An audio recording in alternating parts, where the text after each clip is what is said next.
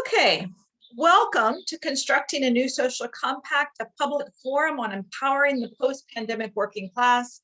I'm Lane Wyndham. I'm the Associate Director of the Kalmanovitz Initiative for Labor and the Working Poor at Georgetown, and we are thrilled that you are here with us today. Happy May Day, everybody. International Workers' Day. Our session today is entitled By the Workers for the Workers, Amplifying Worker Organizing through policy feedback loops, which is also going to be the title of Francisco Diez's presentation. We're recording today, and we are going to make all of our sessions available on our website.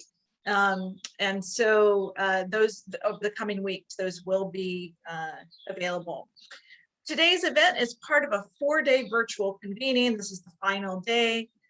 We have another session, set of sessions after this one at 1:45, and then at 3:30, we're going to have a closing that'll feature Mary Kay Henry, Reverend Alvin Herring, Lauren Jacobs, and Tom Koken and Ruth Milkman. So join us for that at 3:30. In a minute, I will drop the whole schedule into the chat for you. Okay, and I just want to acknowledge that we've had a terrific organizing committee. Stephanie has been part of that, Stephanie Luce, who's going to be our moderator, a very active group. And I also want to say a big thank you to the Friedrich Ebert Foundation for sponsoring our convening. And so now I'm going to turn it over to our moderator for today, Stephanie Luce, who's a professor of labor studies with the CUNY School of Labor and Urban Studies. Stephanie, take it away. Thanks so much, Lane. And yes, happy May Day to everyone. It's great to share this space with you today. So as Lane says, we have an exciting panel. And what I'm going to do is I'm going to introduce each of the speakers as they go. They all give their talk. And then I'm going to ask that, because there's so many overlapping themes between the three papers, we'll have question and answer together at the end. But if you want, if things come up during the talks, you can go ahead and post your questions in the chat. But then when we open up for discussion later, you can also, I can call on you. You can ask your question directly to the panel. So we're going to just get right into it with our first presentation by Francisco Diez, who is the Worker Justice Policy Advocate at the Center for Popular Democracy. And as Lane said, his paper is By the Workers for the Workers, Amplifying Worker Organizing Through Policy Feedback Loops. So take it away, Francisco. Awesome. Get us started here. Great. So I'm going to quickly mainly focus on a couple of issues and also use this as a moment to kind of introduce the importance of policy feedback loops as a concept, as an important kind of strategic concept that I think those who are organizing and myself as a practitioner really center in my own work, and certainly we do so at the Center for Popular Democracy, and hoping that this is a moment to kind of discuss it as a concept in the importance of building fundamental power to change the social compact in the United States on a very practical level. And I just want to start us off with a quick series of questions by the late and great Karen Lewis that really guide the way I think about policy making, about policy ideas, and how to design them. Which is, and it was a series of questions that Karen Lewis, the former president of the Chicago Teachers Union, who recently passed away, would often use to help guide collective decision-making on the part of the union. And those questions are, does it unite us? Does it build our power? And does it make us stronger? And I think those questions should really guide the way we think about proposing policies that can fundamentally improve the material conditions that workers have, but also think about how to use those policies to build our power collectively and incentivize that collective power. And so my agenda for my presentation is pretty straightforward. I want to talk about policy feedback loops just as an introductory idea. You know, what is it and why do they matter?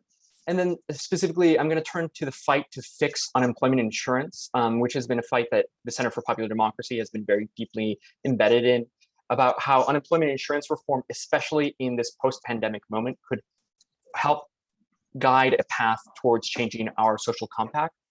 And finally, I want to kind of turn to a specific set of policies, kind of Ghent policies, and how they can reward workers, their organizations, for getting workers' benefits and reward them specifically for organizing their workers.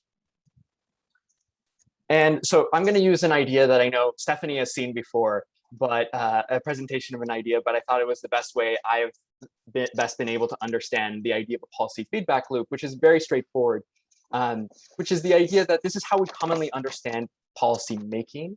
First and foremost, we tend to think of kind of social, economic, and political conditions that are inputs into a system, and the system being the set of institutions that exist within a given political economy.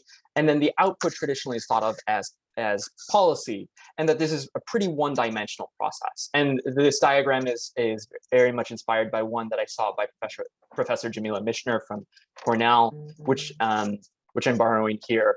But this is how I think we need to understand policymaking to win and build a new social compact, especially when we're trying to think about new equilibria that are possible to reach and new equilibria that we are going to need to create the virtuous cycles that are politically self-sustaining in the long run. And so basically the idea is that policy is not just an output, but it is also fundamentally shaping the social, economic, and political conditions, or the inputs into the system. And often that also ends up as that process potentially accelerates in a particular direction, the system itself changes over time, as institutions respond to new pressures. And one central concept that has always guided me is the idea of the non-reformist reform, which was first kind of explicitly stated by André Gorge, the socialist and labor thinker from Europe, which is essentially a policy feedback loop that facilitates transformational change, looks beyond what is possible within the given framework of a given system, and undermines existing power structures. But when I think about how we use policy to build power now, I don't necessarily think, even in our current situation, which we see as very advantageous for folks on the pro-labor left, that I'm not even sure that non-reformist reforms are viable immediate solutions, unless you qualify at kind of intermediate incremental reforms that lead us to non-reformist reforms. But that's fundamentally kind of one of the ideas that I think is really critical to understand is that non-reformist reform should be a key policy goal generally, or a key objective in the process of trying to transform our social compact. Some of the reforms that we might propose now might be incremental, but they should create incentives. They should be policy feedback loops themselves that create the incentives for much more transformational non-reformist reforms in the future. And second, I want to point out that we want to lower organizing costs as a key objective when we're trying to use policy to build power. You know, we want to decrease the costs and risks of organizing for both the organization and the worker when they're trying to engage in collective action, or just even establishing unions. And for one great example of this is essentially the PRO Act, which is currently being considered in the US federal legislature. And finally, though, that I am going to concentrate especially towards the latter half of my presentation is that we want to reward organizing. We want to create incentives for both organizations and their workers to take collective action and organize. We want to facilitate connections between workers and their organizations to have power and to build power. And the thing that I want to quickly comment on, and that I'm going to focus on kind of as for the rest of my presentation, is kind of how the pandemic has fundamentally shifted the terrain, the political, economic, and social terrain when it comes to the political, economic, and social conditions that are going at the fundamental inputs that are going into the system now. And for a lot of workers, as one unemployed worker that I've been working with very closely through our project, through Center for Popular Democracy's project Unemployed Action, the way she put it was that the pandemic shook the carpet and showed everyone how many bugs were under it, the carpet being the economy. And it really radicalized a lot of unemployed workers to really consider not just the need for immediate unemployment relief, but also the need for fundamental reforms to a system that has failed them in a number of ways. And I know there's been articles out of venues like Vox saying that the United States responded really well to the crisis, that the supplementary benefits that were provided. Yeah, you should tell that to workers who waited for 4 months in Wisconsin, waiting for any sort of relief, and were left with incredibly bad credit, were evicted from their homes. And so that has fundamentally radicalized and politicized the issue of or raise the possibilities of changing a system that has been left alone for too long, and that is the unemployment insurance system. And that, coupled with the political condition that emerged from the 2020 election, that is a unique democratic trifecta for the first time in about 12 years, which creates real possibilities for potential reforms. And even now, some of the ideas that I'm going to discuss have already been put forward by the Ways and Means Committee and could pass through even the reconciliation process, which bypasses the filibuster, which is a major obstacle to reform in the United States generally. But the fact that some of the ideas I'm going to present are possible there is a huge opportunity that I think we shouldn't miss as actors, as observers, as participants, and as citizens. But I want to also highlight kind of the key problems that this pandemic has highlighted about what are the problems, the deep problems with unemployment insurance system in the United States. It's revealed the kind of the systemic racism in the system. Benefits tend to be worse for Black workers, both because of the discrimination that's rampant in the labor market, but also because it is a state federal system in which states are able to establish much lower, much more restrictive eligibility and much lower benefit levels, especially in southern states where Black workers are a much larger proportion of the working class population. The other thing that I want to point out is that benefits have been really low in the United States prior to the pandemic, and the benefits are not enough to survive on. And so this was really highlighted throughout the moments in the pandemic where emergency supplements were not enough or expired, and workers were left out in the cold for months on end. And the next piece that I want to point out that is really critical to understanding one of the deep failures of the unemployment insurance system is that there were deep barriers to access. We saw lots of overwhelmed state systems and state workers, and those systems were very difficult to navigate. At the same time, workers who were ineligible were not completely unable to access the system, even though there were some expansions in eligibility that brought workers such as misclassified workers and self-employed workers into the unemployment system for the first time in American history.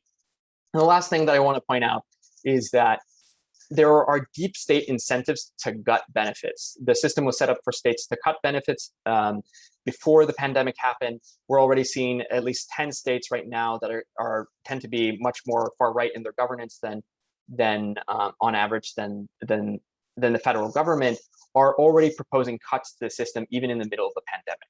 And so this the need for a federal response, for federal reform, was really shown to be quite significant during this pandemic, and the need for deep, deep reform. And the thing, though, that I want to point out is that we see this also as a fundamental opportunity, and we've done this in consultation with a lot of the workers that Center for Popular Democracy has organized to try and find opportunities to build power through unemployment insurance reform. And there's at least 3 ways that you could do that. The first one is kind of a basic kind of labor economics understanding that, if we set a reservation wage, we basically lower the opportunity cost for workers for leaving their work or not having to, or being unemployed. So, if we increase the benefit theoretically, they should be in a much better bargaining position. And that's certainly what actually the Chamber of Commerce would have you believe right now, given the types of narratives that they're putting out in the media about workers refusing to take work now. But the truth is that there's very little empirical evidence to support that. But this only really works if there's widespread eligibility and there's ease of access for workers.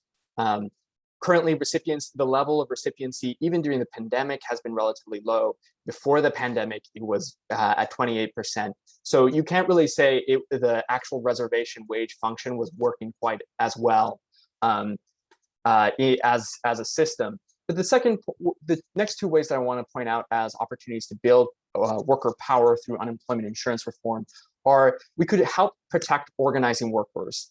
We could ensure that workers who engage in collective economic activity like striking have access and are eligible to collect unemployment insurance benefits, as well as workers who are challenging retaliatory discharges, ensuring that they're able to get unemployment insurance benefits while they, especially after they've been retaliated against for organizing, would be really critical to ensuring that the costs of organizing go down, and would complement quite significantly some of the reforms in the PRO Act. If if they end up passing and get signed by the president, become law. But the last major idea that I'm going to concentrate on for the rest of this presentation is kind of Ghent system-inspired policies. So the idea behind here is fundamentally getting labor and community organizations involved in the process of getting workers' benefits. So Ghent policies. So fundamentally, the idea behind Ghent policies is that unions provide unemployment insurance benefits and deliver them directly to workers, and workers get them through, or at least partly through, through unions that they don't even have to be members of. And it's called the Ghent system because it is thought that they or at least the Ghent these types of policies emerged first through mutual aid programs in the late 1800s in the city of Ghent, Belgium.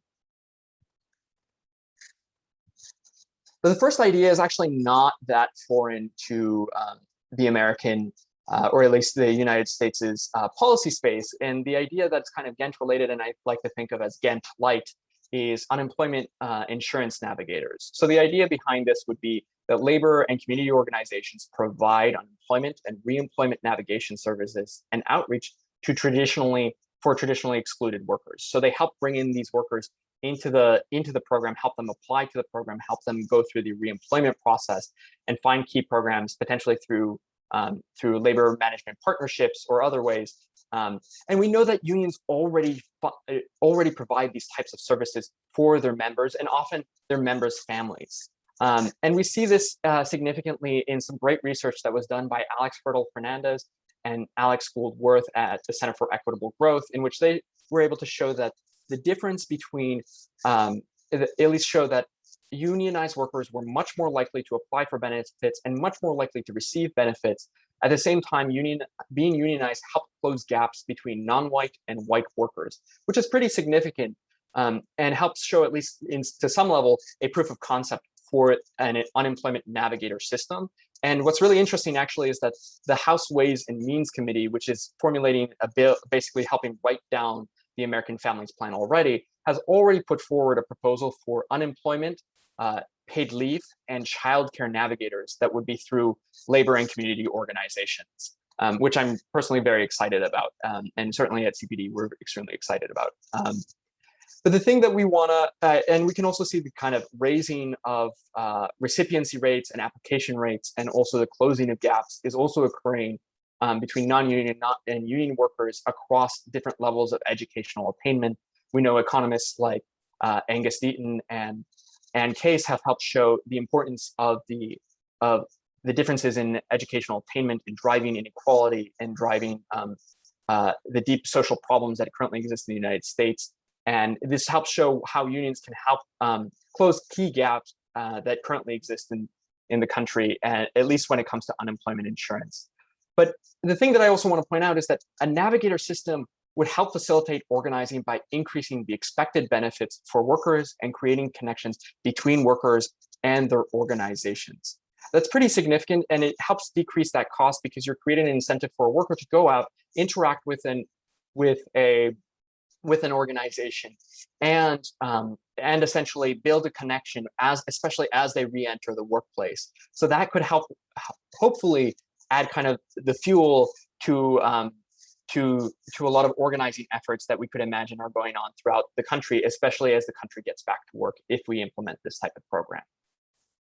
But the thing that I'm personally most excited about, and perhaps farthest on the horizon right now, though, that could eventually be built towards or should be seen as a goal, and I would propose that it should be seen as a goal, are fuller Ghent programs. So essentially, as I mentioned, unions basically provide wage replacement funds that replace or supplement regular unemployment insurance benefits. And there's like a fundamental policy reason on the access level why we would want to do this. It helps align the interests of the union with increasing access, with expanding eligibility, and making sure workers receive these funds. And also on the access side, the countries with the highest levels of recipiency, or the levels or the rate at which unemployed workers receive benefits of any kind, unemployment benefits of any kind, are highest in countries with Ghent systems.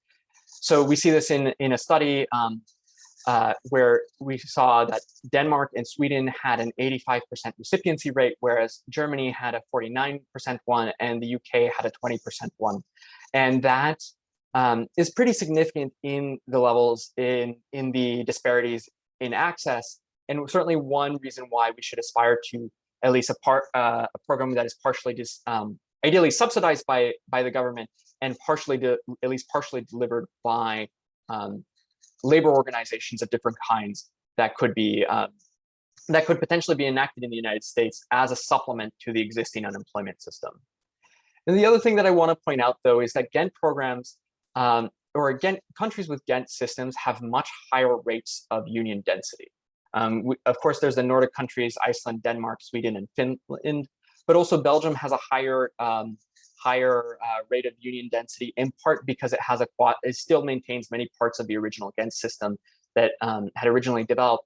But Norway actually has a lower union density because they got rid of their Ghent system several years ago, and that has led to a gradual decrease in union participation. But it's worth kind of knowing because they continue to maintain pretty high rates. But even countries with other systems or other types of labor law that many folks, I think, in the United States aspire to, such as sectoral bargaining, like Uruguay, Germany, and France, have much lower rates of union density, in part because the Ghent system or Ghent systems help create incentives for workers to actively take part or become members of their organizations. And that helps reinforce those sectoral bargaining practices, and in a way that by basically countering kind of a free rider problem that you can observe in countries like France and Germany that is kind of emerging in the incentives of the sectoral bargaining system there. But it's certainly something that I think would basically turbocharge a lot of the great organizing that is being done by very brave organizers and brave workers throughout this country today under very hostile conditions. And if we did that in conjunction with a PRO Act, at some point in the future, I think the rates of density would increase. And I think that's fundamentally kind of the way we often think about it at certainly my team at CPD as a way to really get workers to come together to take collective action and take the risks they need to take in order to win and win big. And these are just like my final concluding thoughts that I really want to bring up. And they're pretty simple and straightforward, but if you're a practitioner or if you're involved in the practicing process, is fundamentally we need to push for more policy feedback loops in the way we think about policy. We have to set the terrain of our future conflict and reward our organizations for the kind of behavior that we want to see. And the second one is that we need to seize our moment now, especially when it comes to unemployment insurance organizing, because of unfortunately, despite the high rates of unparalleled suffering, it created an opportunity to fix UI. And the last point that I want to end on is that workers helping workers boosts worker power, and enacting policies that are like the Ghent-inspired policies I put forward here and others could make a big difference in union density and militancy, and ultimately in the inequity and the need to create a new social compact in the United States. And that's it for me. So thank you. Wow. Thank you so much, Francisco. That is fascinating and lots to think about there. So to the audience, please feel free to start putting questions in the chat if you want Francisco to start thinking about them. But we're going to move now to our second presentation. And we're going to hear from Guilherme Dray, who is a professor of law at the University of Lisbon in Portugal. And he's a former visiting professor at Georgetown University in the Department of Government. His presentation today is titled Reshaping Corporate Social Responsibility with Redeployment and Bargaining for the Common Good. So welcome, Guilherme from Portugal. Thank you so much, Stephanie. Thank you all. Thanks for this wonderful invitation. It is a pleasure and an honor to be here. And I will try to share my presentation. Let's see if I can make it. There it is. Okay. Well, I will try to divide it in 6 points. First, a small background. Secondly, history, just to recall the recovery from the Spanish flu crisis regarding employment and labor law, obviously. Third, the need of a new social contract that must combine, on one hand, the welfare state policies, and on the other, the private companies' initiatives based on corporate social responsibility. Then I will talk a little bit about corporate social responsibility and the need of reshaping it to extend this policy in order to recover or to help to recover from the crisis.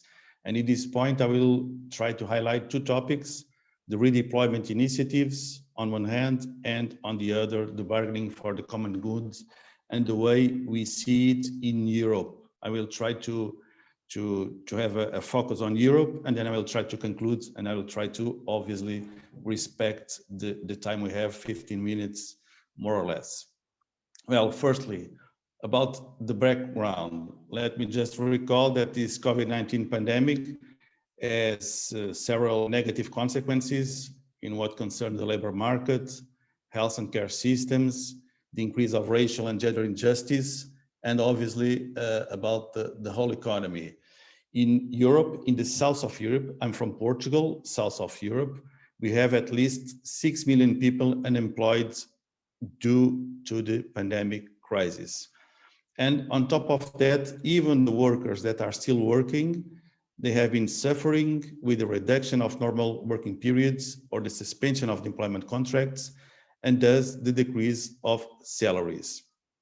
So we have to work hard in order to recover from this pandemic and from this social and economic crisis. In Europe, in 2020, the European Commission, European Union, presented the temporary states recovery framework, which is an equivalent to the American Rescue Plan of 2021. So the member states could fight the negative economic impact of the pandemic. This plan includes several initiatives: debt and recapitalization of the corporations, loan guarantees, additional measures of all kinds, including initiatives to promote employment and to avoid the increase of the unemployment. And regarding the unemployment and regarding the protection of the jobs, the state supported the major part of the case and supported the payment of the workers' salaries, helping them and helping the employers who employed these workers.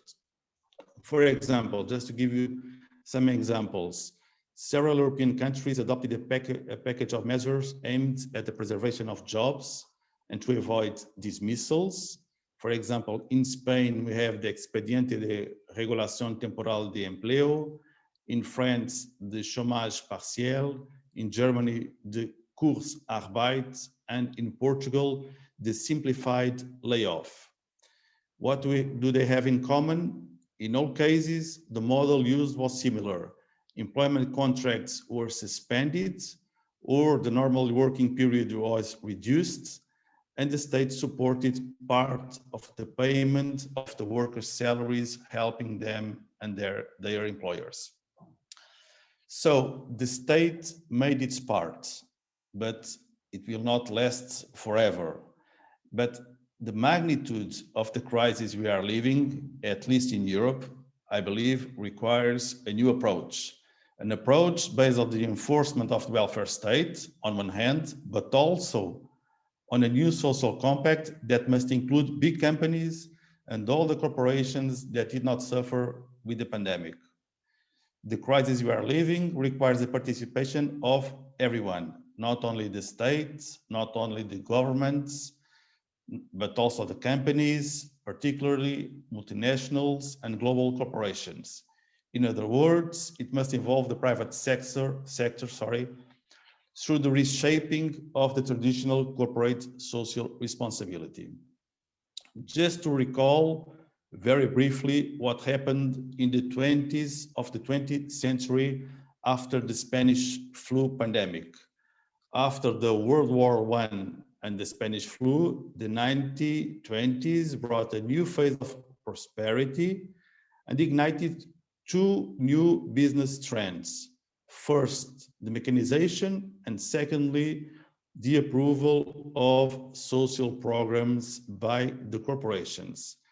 The mechanization and the automation brought mass production, the improvement of the quality of life for many citizens. And for example, in the United States, where you belong to, the production of automobiles, chemicals, and energy grew up around 50%. On the other hand, it was in the 20s of the 20th century, after the Spanish flu, that large companies, for example, US Steel and Cooper, General Motors, and so on, became concerned with well-being of their workers. It was the beginning of social responsibility. And after the 8-hour working day conquered, large companies turned to new welfare programs, improving working conditions, promoting safety and health at the workplace, ventilation, lighting, financing stock option programs, providing assistance to workers and their families regarding health, as well as occupational accident insurance and retirement programs. So after the crisis, we had more mechanization, more production, and for the first time, companies invested in well-being of their workers, creating social programs and providing or trying to provide that golden trilogy: welfare, progress, and happiness. Now, here we are again, 1 century after that historical recovery, to try to find ways to recover from this new crisis. And a new crisis, and a crisis such as this one, requires new solutions to tackle the new pandemic crisis.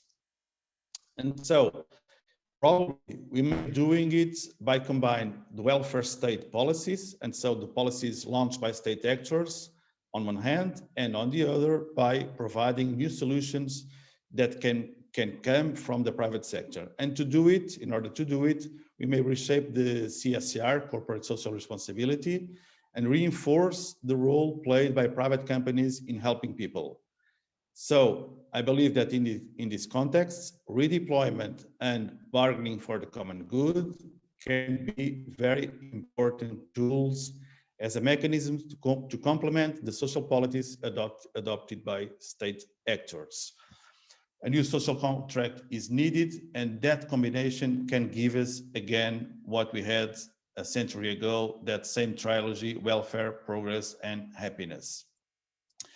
What does it mean, reshaping corporate social responsibility? Well, we all know that in its bare essence, CSR means that more than simply obtain shareholder value, corporate government should work for all the stakeholders, such as the employees, the suppliers, the community, and the environment. So it must seek a stakeholder value. And we all know as well that in the last few decades, large corporations have become increasingly aware of their social and moral responsibility, which has consequences. Basically speaking, they improved labor enforcement in the workplace. They implemented, some of them at least, implemented equal policies, non-discrimination and anti-harassment policies, respect for human rights, right to privacy, and promoted data protection rules. Nevertheless, beyond everything that already involves the CSR, the crisis we are living now requires, as I said, new solutions in order to build a strong response to this pandemic. And so big corporations and employees associations can contribute or give his help with inventive solutions to minimize the crisis and to help those who lost their jobs. So the new approach is, let's try to get people to work. Let's try to tackle the rise of the unemployment. And they have to do it based on new instruments, based on sharing, solidarity, and the protection of jobs. Let's now try to see what and how the redeployment on one hand and the bargaining for the common good on the other can help the employers and the employees to tackle this crisis. Redeployment is a specific type of sharing between two corporations through which they share their resources. By keeping their resources and assets fully utilized, companies can maximize value, generate new revenues, reduce waste, and expand their contribution to the society. And by doing it, they can also avoid collective dismissals and protect jobs, and so protect the employment of their workers. Basically speaking, regarding the employment issues and the protection of jobs, that means that through online employer-to-employer platforms that enable organizations quickly identify and fill job vacancies, one may eliminate multiple friction points and can extend the time it normally takes to fill these roles. So, for example, if you have a corporation that is facing an economic crisis, they can, obviously with the will of the employee, if the employee wants to do it, they can assign the employee to another corporation who is needed or who needs more workforce, who is investing and who is finding new workers to work in their corporations. So redeployment can help people get back to work faster. And for that reason, the redeployment policies that are, I insist, based on a voluntary basis, and they are based on the will of the employee, is being implemented in several Western countries, in Germany, in France, in UK, and also, I believe, in Portugal. It will also be a reality. In Portugal, the recently adopted Green Book on the Future of Work, it was adopted last month in April 2021. The Portuguese government, among several topics related to the future of work, such as the remote work, the digital nomads, the work at digital platforms, also highlighted the redeployment, which was considered as one of the main initiatives that companies may use to tackle the unemployment and to help workers get back to work as soon as possible. Secondly, the second new tool corporations may use, it's bargaining for the common good. As you know, well, it's implemented in the United States, and actually the Kalmanovitz initiative is working hard on this issue. The BCG, the bargaining for the common good, is about assuming that more than benefiting workers with salaries and promotions, collective agreements can bring benefits for other stakeholders, such as, again, the community, the most disadvantaged, the unemployed, and the environment. So BCG can bring benefit not just for the bargaining unit, but also the wider community, expanding the scope of bargaining beyond wages and benefits. It can provide new equal policies, scholarship for students, requalification of school centers, the financing of municipality works. It can provide environmental friendly practices and so on. So, as the last century brought collective bargaining as an instrument of social peace and dignity of work, now, under the BCG new principles, the post-pandemic crisis can bring a new generation of collective agreements and establish collective bargaining as a new mechanism of social responsibility. In Europe, for example, there is a huge trend that supports the enlargement of the traditional scope of collective agreements. While the traditional collective agreements only includes the protection of the unionized employees with permanent employment contracts, this new trend that is being defended in several European countries defends that collective agreements should protect independent contractors, migrants, and those who work within the digital platforms and the gig economy. So more than protect the employees already unionized, collective bargaining should grow to another stage, to another ambition in order to protect the most fragile, the weakest, and those who traditionally are not supported by the unions. So the future of collective bargaining may ground on this new ambition, the extension of its personal scope to protect those who currently do not benefit from any kind of protection when it comes to collective bargaining. So just to conclude this part of the presentation, both tools, redeployment and BCG, bargaining for the common goods, can work together side by side under the scope of the CSR, corporate social responsibility, and they can be very useful to create a new post-pandemic dynamic.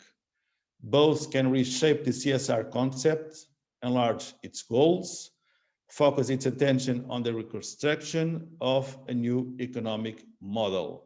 Both can contribute to build a new model based on solidarity, sharing, the creation of jobs, and the pursuing of the common goods, and a new model based on a new social contract that promotes a real partnership between the state and the private sector, aimed at equality and aimed at equality of real opportunities. So in a nutshell, it is time to reshape CSR, just as we have done in the 20s of the 20th century, and to reinforce the role played by private companies in helping people. So the combination of the welfare policies on one hand with more ambitious CSR on the other, implemented by private companies, can help seeking a new social compact and to fight again that same trilogy that I already mentioned: welfare, progress, and happiness. So thank you so much. Stephanie, the floor is yours. Thank you so much. That is wonderful. So we're going to have lots of great discussion after our next session, our next presenter. So last but not least, we'll be hearing from Silvia, who's a professor of international relations at the School of International Service, an affiliate professor at the Department of Economics at American University. And he will be speaking on the promise and perils of board-level employee representation to empower workers. Thank you for joining us, Stephen. Thanks a lot, Stephanie. I'd like to wish everybody a happy May Day, and I'd like to thank Lane and Joe and all the organizers for putting on a convening that's been fantastic. And the thing that I'd like to talk about is board-level employee representation. I'm going to say a little bit about it. First, I'm going to say, should employee representation on corporate boards have a place in the new social compact? And I will argue, yes, it should, because it increases employee oversight in workplaces, and it gives employees greater voice. There are some risks involved in pursuing this within the context of United States labor and employment relations that are important to minimize, but I think that they are things that can be minimized and that the benefits will far exceed the costs. So I'm going to say a little bit just what board level employee representation is. Does it make a difference for workers? Say a little bit about the experience in the US with board level employee representation.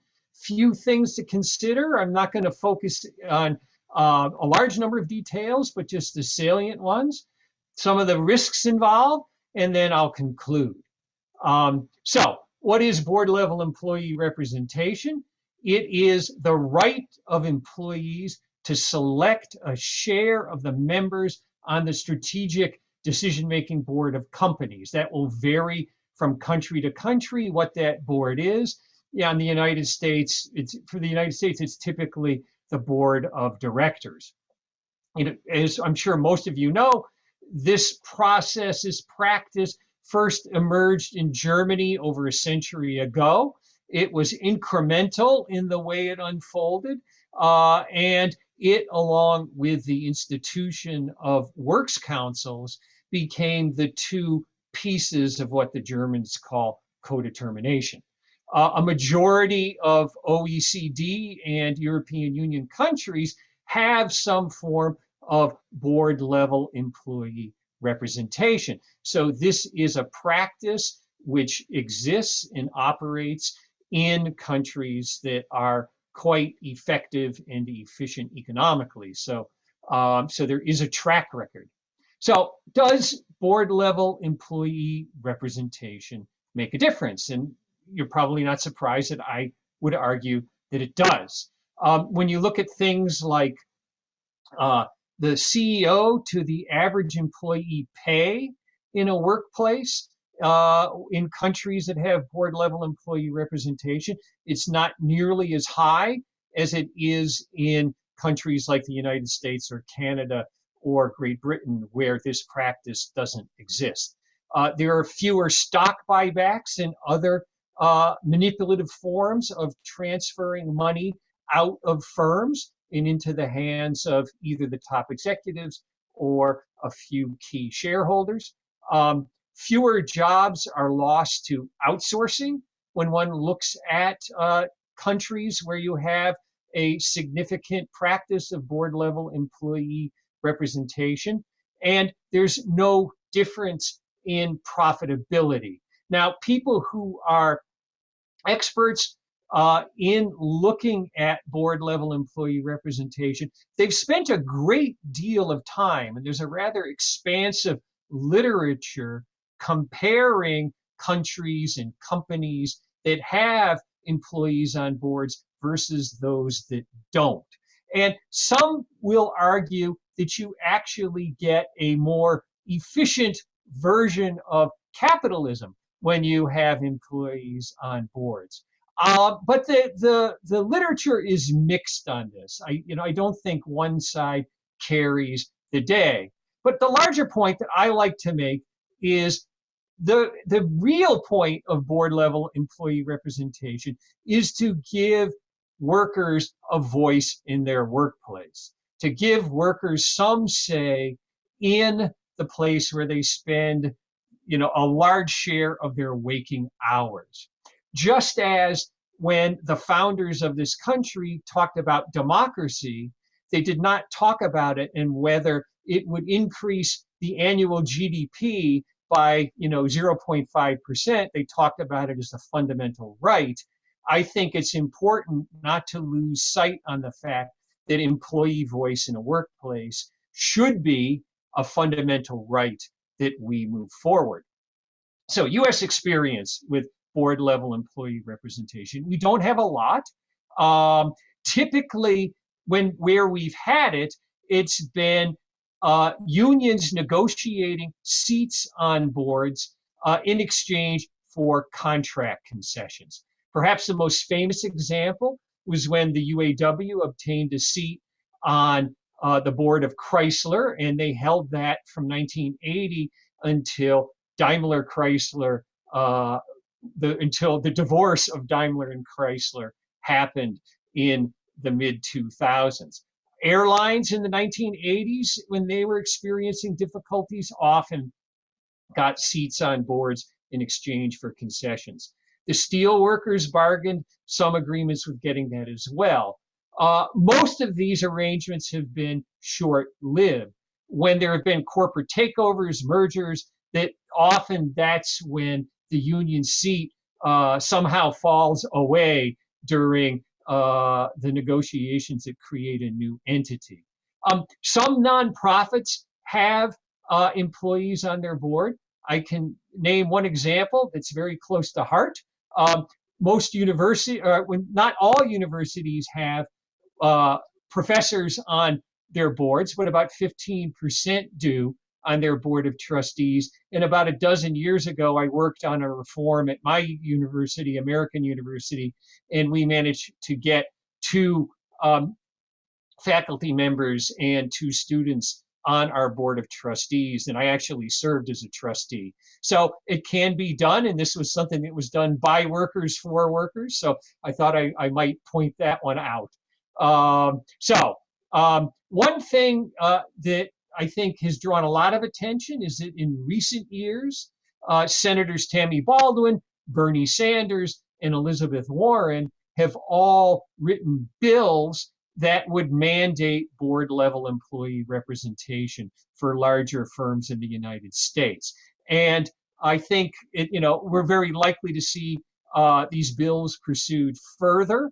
Obviously, the agenda of the Biden administration is coming first, but I think it's very likely to see this pursued in legislation in coming years.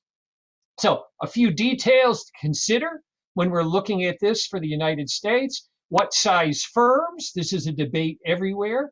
That generally there's a threshold with a number of firms, and it will vary from country to country, anywhere from 500 to 2,000 employees. What share of the board do employees get? This has always been a heated discussion in many countries. However, I would point out that for the purposes of oversight, actually the number of seats that employees have is less important than being there. For purposes of control, it's more important. However, all these systems, when push comes to shove, the existing board level employee representation that one sees principally in Europe, if there's a tie, there are various mechanisms that allow management to win. So I think the stress on oversight and access to information is the key variable that employees get out of being on boards. How employees are chosen is very important. There's a variety of ways in which it's done. In some countries, unions get to name a certain set. In most instances, there is an election of the workforce. This can raise questions, particularly for transnational companies. Who can vote? Does this cross borders? There are other issues. Some systems will set aside seats for mid-level managers. And these are all considerations that are very important in order to get as many employees as possible on the board. Now, for the United States, one of the big debates has been under what legislation would you implement something like this? That at the moment, corporations are incorporated at the state level, that there is no corporate charter. The NLRA, it's not the greatest vehicle to try to implement this, and it's been notoriously hard to amend since the Landrum-Griffin Act of 1959 was the last time it was amended. The one advantage of the National Labor Relations Act is that it is unitary and federal, that it isn't something that could be undercut with state legislation. Creating a national corporate charter is another direction in which one could go. And some of the legislation that I mentioned has proposed that. So perils.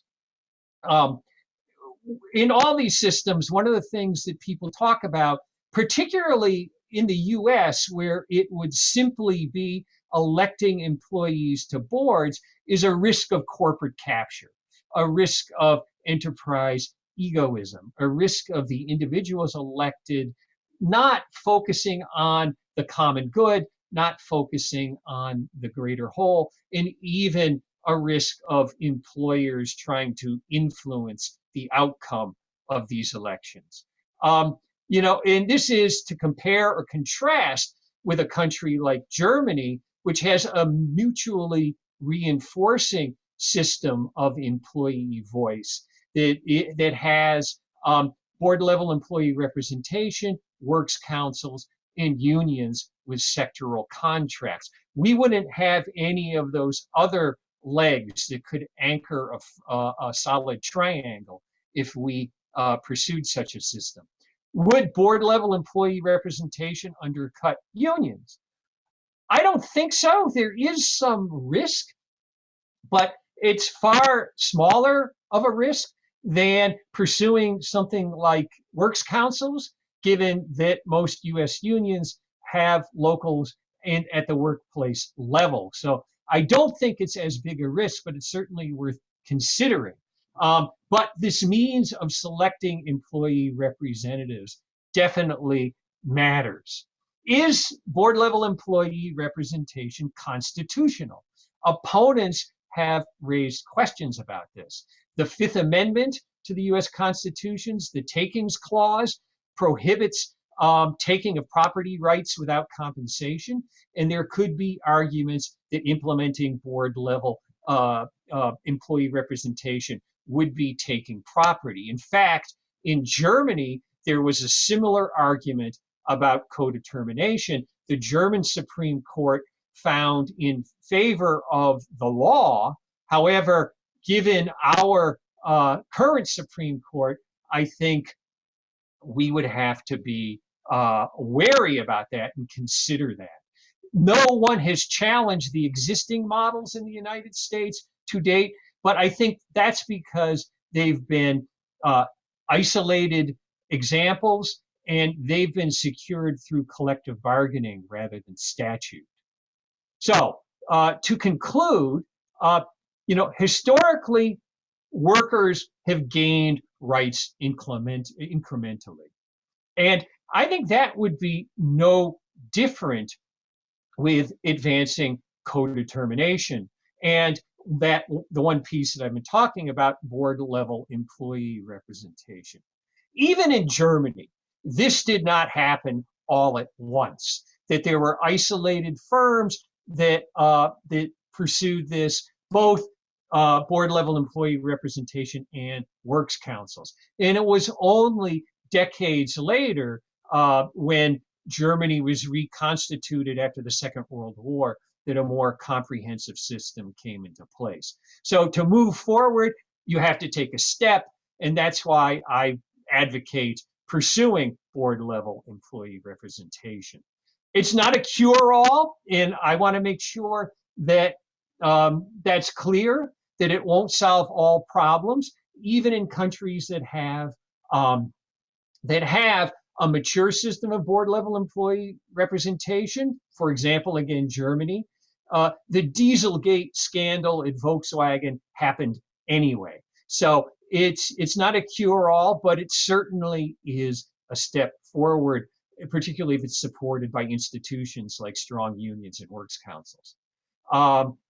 But as I think in the United States at the moment, pursuing this is the most viable front to expand employee voice beyond unionization.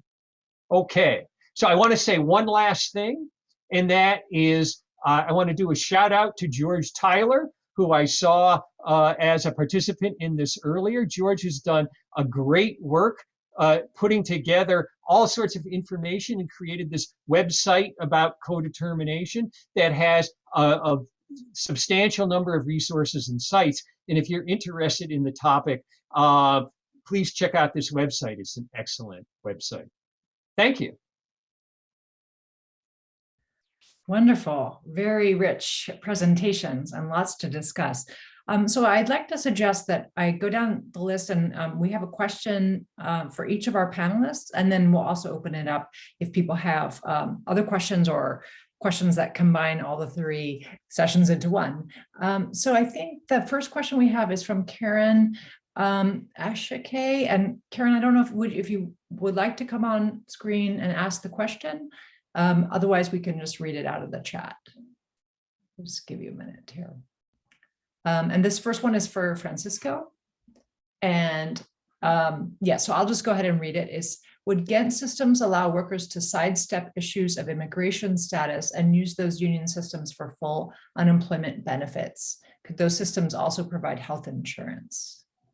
That's a great question. I do think so. I think they represent one viable option through which we could sidestep some major issues around immigration status and the ability to actually get unemployment insurance benefits or wage replacement funds of any kind.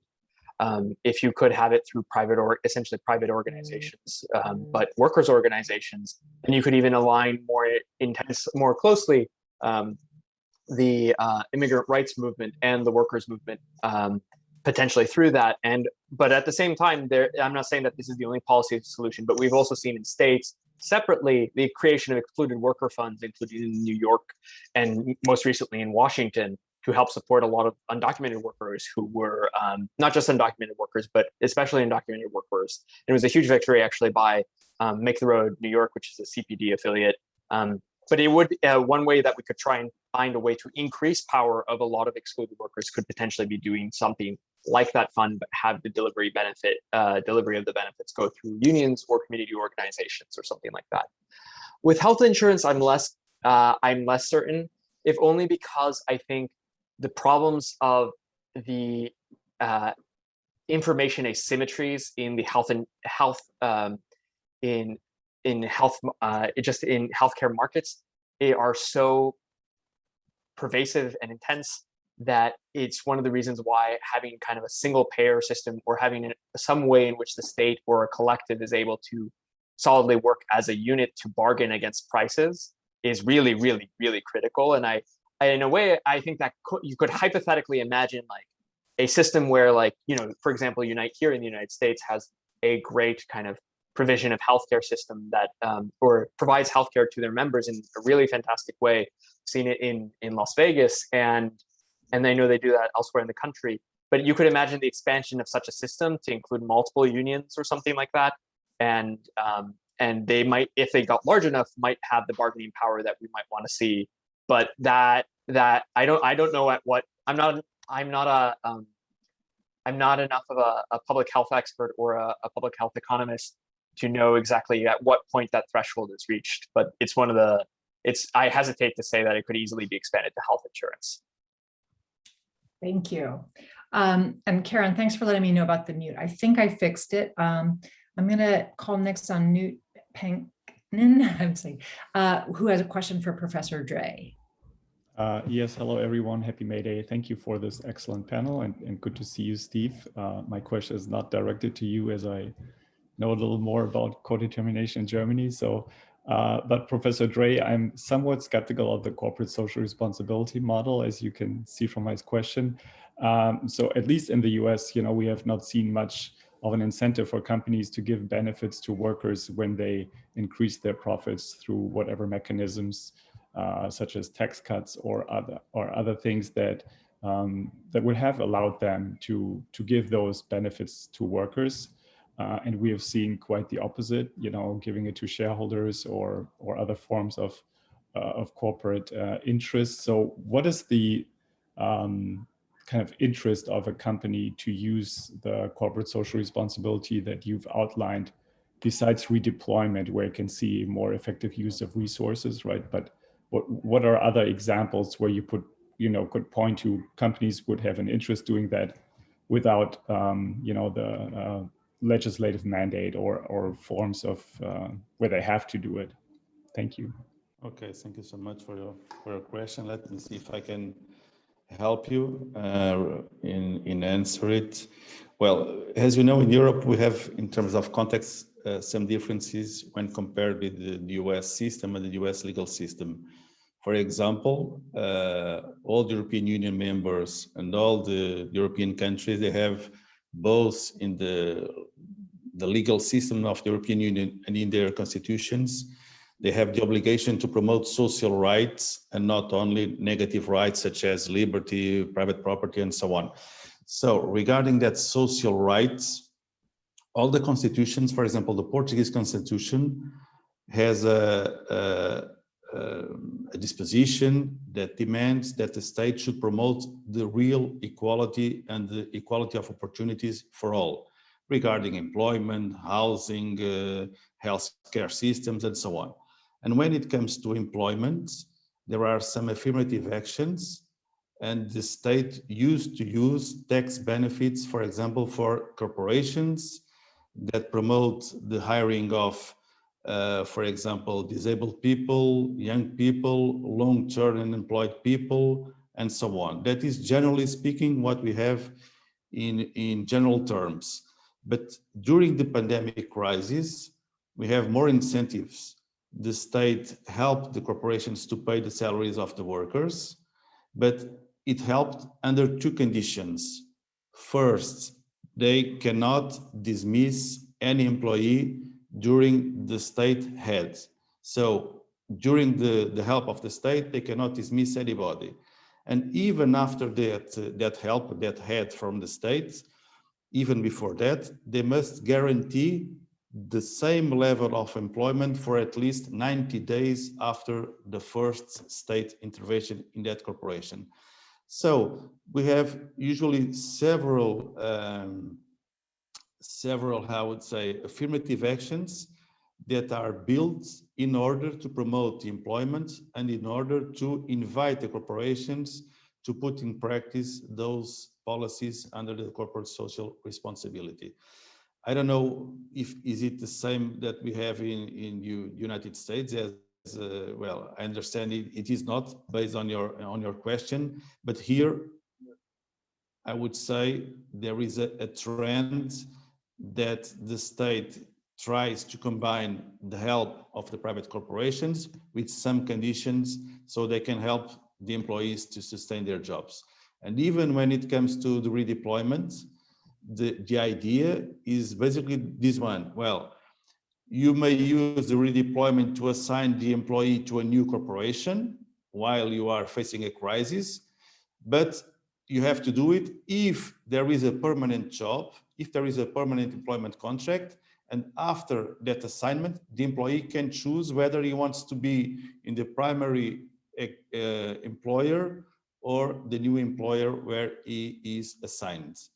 So the idea is to combine welfare state policies with the corporate social responsibility and the private sector initiatives. Hope it is clear. Thank you. Thank you. And next we have a question for Stephen, and that comes from George Tyler. George, if you'd like to ask the question directly, please go ahead. Thank you, Stephanie. Why don't you go ahead and just read the question? Sure. Yeah, so yeah, sure. So he says, thank you, Dr. Silvia. Co-determination goes directly to the fundamental issue of who sets corporate policies. Is co-determination the reason that workforce skill levels in BLER nations exceed the US, that median wages of non-college workers are higher than in the US, and labor force participation for non-college workers about 10 percentage points above the US pre-COVID in any event? You know, I think things like non-college worker participation, that is a bigger trend. And, you know, if one thinks 20 years ago, workforce participation was higher in the United States than in Europe. Now, workforce participation is higher in Europe than in the United States. So I think that will vary. But I would say on the first point, on the question of skill levels, I do think that board level employee representation is a contributing factor to why you do see higher skill levels in countries that have that practice, because you do get workers advocating for these for skilling of employees in board meetings. And in general, you know, I think one of the key things to emphasize is with board level employee representation is you have workers at the table where decisions are being made. So even if you know, when push comes to shove, they don't have a majority, it forces the employers to justify what they're doing and perhaps not to go as far with some of the things that when you don't have that presence that we've seen in the United States, that they do. Thank you. Okay, and I have another question here from Chris Romberg, and I'm going to call on him, and then others, if you have questions that you just also want to use the raise hand feature or put your name in the chat, I'll move to you next. So now we'll go to Chris. Hi, thanks, Stephanie. And I just wanted to open up the question again about unemployment insurance, and if you could refer to any sort of either historical or contemporary examples of unions in the US that we might draw lessons from. I mean, in the UAW, of course, there was the supplemental benefits that was in effect a kind of unemployment insurance, which no longer exists, of course, but you know, the way in which that emerged and how it was implemented. And then also I was thinking of the film industry in the sense that, you know, I believe in the Screen Actors Guild, the figure is something like 85% of their members are unemployed at any given time. But the key is that the union helps to administer residual payments so that even if you're unemployed, the workers have a reason to stay in the union. So, you know, those are just two possible examples, but I'm wondering if there's anything we can draw from prior experience with unions in the US. That's a great question. To be honest, I didn't know that about the Screen Actors Guild. I'll be quite frank. But that's a highly educated for myself, and as well as, but I think also shows I think that number is correct. I might be wrong, but it's pretty high. Yeah. But anyway, go ahead.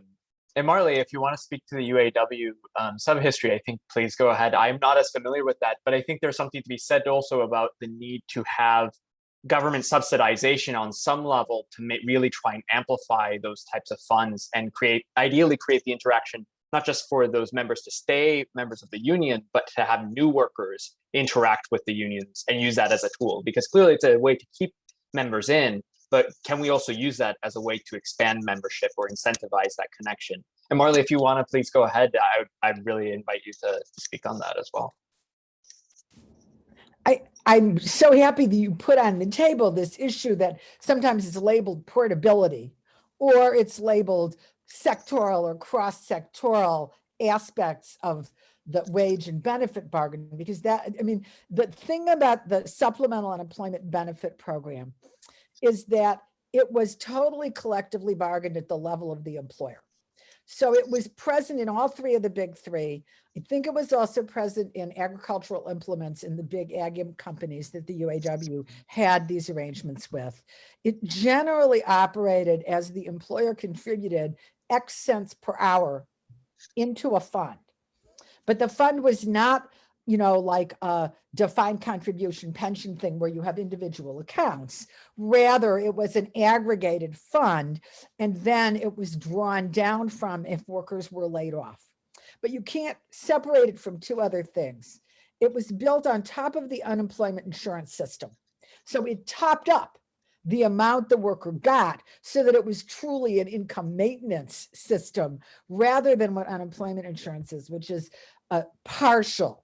You know, unemployment prevents you from going completely bankrupt when you lose your job. It covers you up to a relatively low percentage of the average working person's wages. So the sub benefits top that up. And I think they were designed to stop at the threshold of 95% of what the workers would have taken home if you add it to the unemployment benefit, minus things like commuting costs and maybe clothing costs or something. But that's how it was constructed, was to actually preserve what I would call net income maintenance if you take account of that the worker was not going to and from work. So it was a really interesting system, but you would have to think hard about moving from a government-sponsored unemployment insurance system to a wholly employment-based system because of the difficulties with portability. But our unemployment system has been totally destroyed, particularly in red states, by the ways in which in the interest of reducing employer contributions, payroll taxes, the benefits have been less and less available to anybody but full-time, predominantly white male worker categories. So if we're going to construct something new, we need to find something that melds portability with avoiding the state to state competition for business problems. Absolutely. And that's why I think we can only, we have to, if we were to build a way to get, a I would think of a top up almost exactly the way the UAW sub would worked, but be able to make that available federally, ideally through, I don't know the exact implementation. You'd want to have ideally labor or community organizations coming together to help come up with that system ideally in a combined way. But I think there is something to be said about the need to also address the key problems with having a state federal system, as you pointed out, because we need, luckily there are part of the reforms we've worked on with unemployed workers and are working with some key partners in labor is to really fight for uniform standards on benefits and eligibility across the country, and also to raise the basic wage replacement rate. Right now it's between 30 and 40%. It was originally set to be about 50, but and luckily there's been a bill that is a good start for discussion that was presented by Senators Wyden and Bennett. But we are trying to push for more ambitious ideas in there because we think this is a key opportunity to do that. So But Can just I add another thought here, though? yes, I mean, there is for me, I have no problem. So I mean, I've been playing with some of these things for a while, but I don't have a really good solution, because the thing that the Ghent system gives you, that putting this into either federal or state government doesn't, is the union input and the union power and the connection that the workers see to the union that is providing it. And that's it. It is very hard to see how to meld that in the existing predominantly workplace and employer-based collective bargaining system. And even if you go beyond that to the industrial level, I mean, all the same problems we have with how to reconfigure organizing and bargaining exist with how to reconfigure the safety net, such as it is that's left, in my view.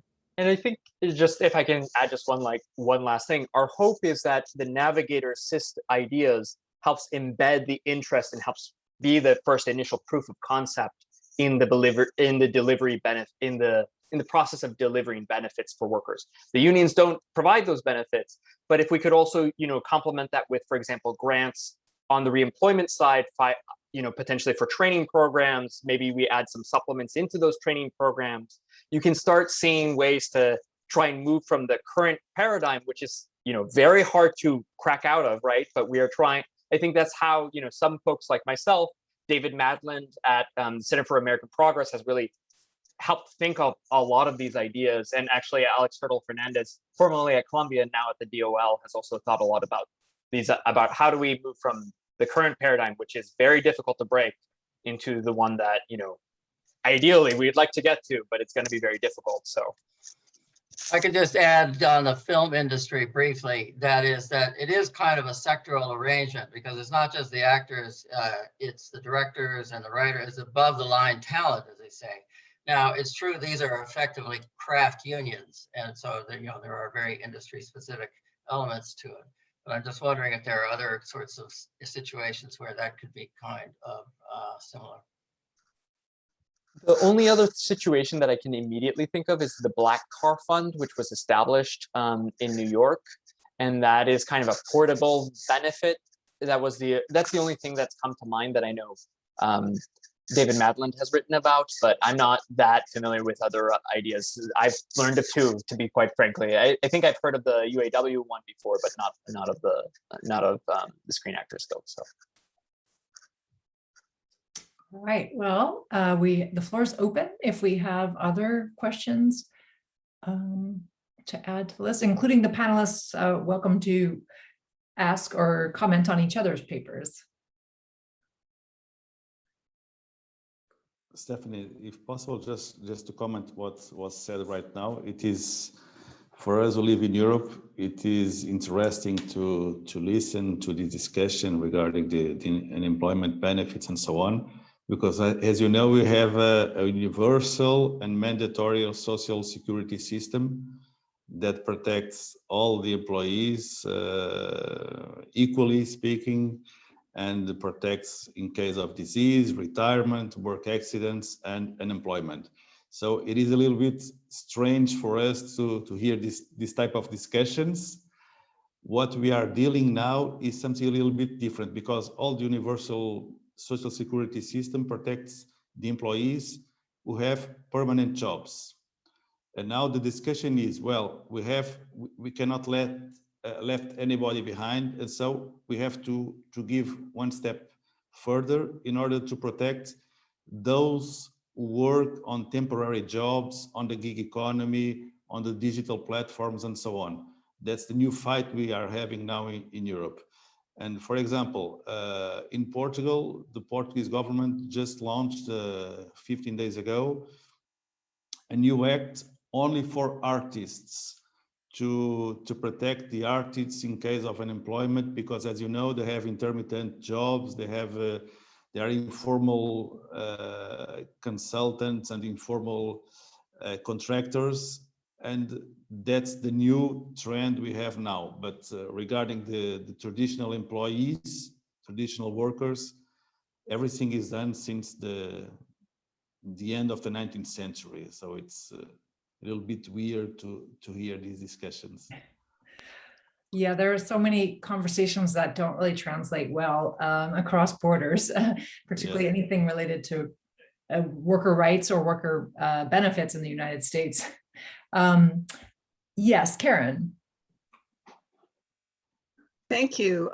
I did make a comment in the chat about issues of having workers on board of directors, particularly in a healthcare industry, in hospital boards and in insurance company boards, because that's my profession, a nurse for 50 years.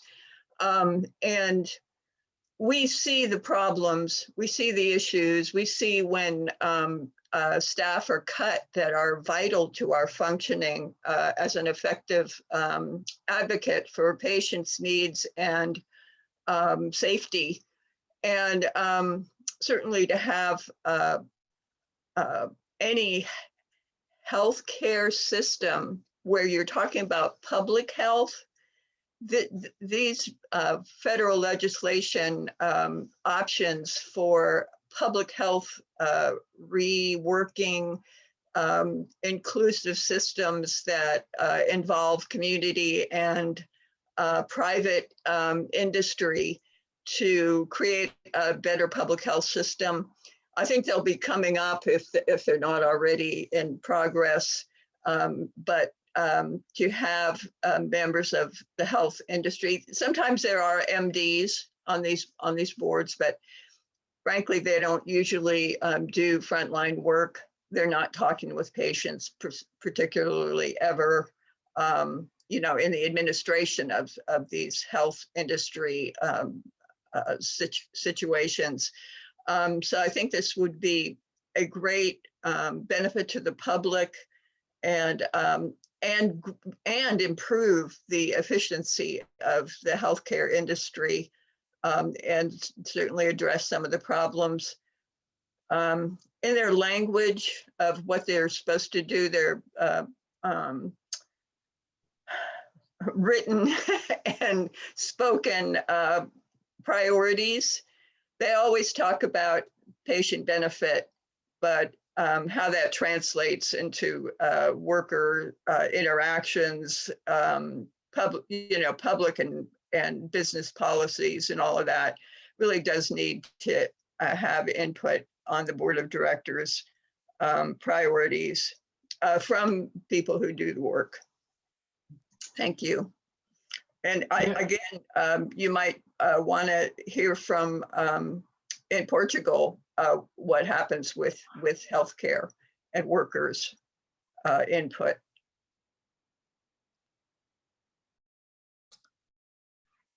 Okay. Well, I would just say thank you, Karen. I think you're absolutely right that, you know, the way to think about board level employee representation is it provides sort of teeth to a stakeholder model that, you know, the current corporate responsibility things that we have in the United States don't have that sort of teeth or leverage to them. And if you want to sell it on the softer side, that what one can communicate to board members is that having employees on the board gives information that board members who are external to the company otherwise don't have. And that they, you know, at universities, people talk about an hourglass model where you have the board of trustees is the top part of the hourglass, the university president is the choke point, and faculty and staff below. And when we made the argument at American University, that was the argument we made. You have to break the hourglass. If you really want to know what's going on in this university, you've got to talk to the people who work there. And it was persuasive when we did it. So it's one, you know, it's one approach. And I think with nonprofits, you stand a better chance often to make the case than with profit-making institutions. I did want to ask a question to Francisco, if that's okay. Sure. And the question to Francisco is, you probably know that in Europe facing the COVID crisis, they took a very different approach. And you know, your approach is shoring up and improving the unemployment insurance system. Whereas in most European countries, they took this short time work, keeping workers in place through these payments, but not laying them off. And I'm wondering if in your work, if you've looked at that as an alternative, and what are your thoughts on the pros and cons of what the Europeans did versus what we did and what you've been discussing? That's a great question, in part because we are also part of the coalition that we're currently working with is actually also advocating for a federal, short-time compensation system that would be more, or that would help avoid layoffs in the first place. I think I am not super well versed. I know, for example, very prominently, Denmark engaged in a very expansive work share program while maintaining a Ghent system. So I don't know exactly how those two interacted with each other. So not to be kind of a cop-out answer that I don't know, but I don't know, but I think that it's worth fighting for both of them, because certainly, in regular times outside of the pandemic, I don't necessarily see this as an answer to another pandemic in necessarily the same way, but as a political moment when we can use some of the lessons we've learned elsewhere in the world to try and facilitate the incentives of workers coming together and taking power, and building power. But I think, short time, I think work share is another key way that we could potentially do that, because if you have workers be able to stay without being laid off, you're decreasing turnover, especially in a moment of crisis like this, where we could avoid those situations and allow workers to continue to build the bonds with their colleagues for potential reform in the future. But I'm very curious as well to know what those lessons are. I see Guilherme is off mute, so I know Karen had also brought up some points. So just because Karen also raised the question about healthcare and the workers in Portugal, how do we manage that situation? Well, it's a little bit different because the social security system, as I told you, provides the safeguard of everybody, including the employees, in case of work accident or in case of disease. And what I want to highlight is that this social security system is universal, public, and free. Free in terms of the healthcare system, and the healthcare system is universal and free. But the social security system is mandatory, is based on contributions, obviously, by the employers, but is mandatory and is public. So we don't have a system based on private insurances and differences between corporations with different healthcare programs and so on. It's universal, equal for everybody, and it's based on the contribution of the employers. 23% of the amount of the salary that he pays to the employee. And in terms of the healthcare system, it's totally universal and free for those who want to have medical assistance. So it's a little bit different. That's the reason why we do not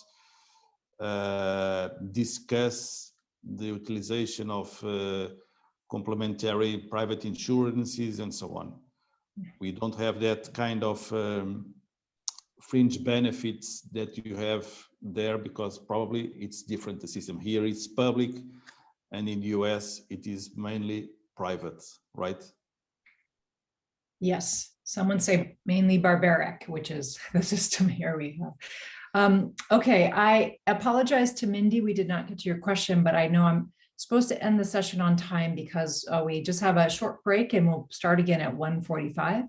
So I wanted to thank our speakers once again, Guilherme, Francisco, and Stephen, and to thank all of you for coming today to our session. And we'll see you back at 1:45 at a next workshop. My pleasure. Thank you. Steph. thank you. Bye-bye. It was an honor. Everyone. Bye. Bye. Bye.